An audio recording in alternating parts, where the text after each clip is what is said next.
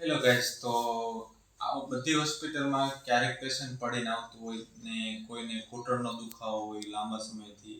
તો આવી બધી વસ્તુમાં બધી હોસ્પિટલમાં અને બધા ડોક્ટરો વારંવાર કસરત કરવાનું કહેતા હોય છે બધા પેશન્ટોને. તો ઘણા બધાને એમ થતું કે આવું શું કામ? તો એનું શું રીઝન છે? કેમ ગોઠણના ભાગમાં દુખાવો થાય કે પડીને આવ્યા હોય ગોઠણના ભાગમાં વાગ્યું હોય તો વધારે કસરત કરવાનું કહેતા હોય? તો એનું કારણ એ છે કે આપણા ગોઠણનો ભાગ જે ની જોઈન્ટ હોય છે એ જોઈન્ટમાં ઘણા બધા લિગામેન્ટ્સ, મસલ અને નવ ભેગી થતી હોય છે. તો તેના એ ભાગમાં લોહીનું ડિસ્ટ્રીબ્યુશન બહુ ઓછું પ્રમાણમાં હોય છે. અને જો તમે કસરત ને એ બધું કરો તો તેનું લોહીનું પરિભ્રમણ સારું થાય છે.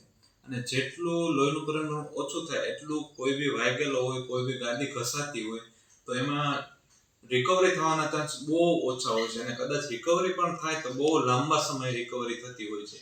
તો જ્યારે બી કોઈને નાની ઉંમરે કે તમે કસરત કરવાનું રાખો તો એટલા જ તેને સાંધાના આપણે ગોઠણના સાંધાના ભાગમાં રિકવરી સારી મળતી હોય છે. અને બધી હોસ્પિટલમાં કસરત કરવાનું કારણ આ કહે છે. અને જેટલું તમે વધારે કસરત કરશો એટલું વધારે તે ભાગમાં લોહીનું પરિભ્રમણ વધશે.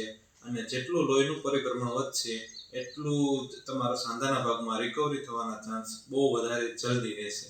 અને જ્યારે બી કોઈ બી પેશન્ટને ઓપરેશન થયેલું હોય ગોઠણના ભાગનું, તો એમાં પણ એ જ કારણથી કસરત કરવાની અને ફિઝિયોથેરાપીથી રિકવરી સારી મળે છે.